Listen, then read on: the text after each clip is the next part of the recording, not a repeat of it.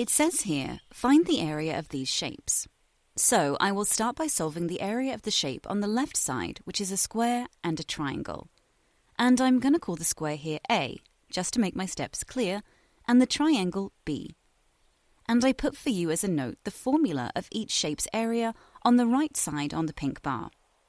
Okay, I'll follow 3 easy steps. I will calculate the area of the square and then the area of the triangle and then add them together. So first, the area of A is 9 times 9, and that comes out as 81 centimeters squared.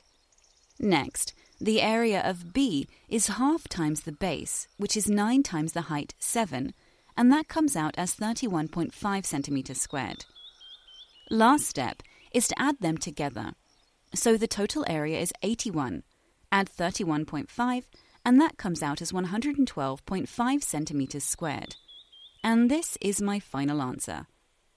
I will do the same with the shape on the right, which is a parallelogram and a trapezium. First, the area of A, the trapezium, is half times the first base 2.3, add the second base 1.1, times the height 1.9, and that comes out as 3.23 meters squared.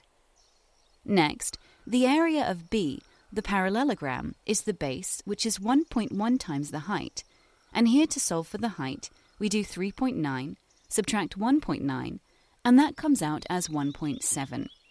So, the area of the parallelogram is 1.1 times 1.7, and that comes out as 1.87 meters squared. Last step is to add them together. So, the total area is 3.23. Add 1.87, and that comes out as 5.1 meters squared.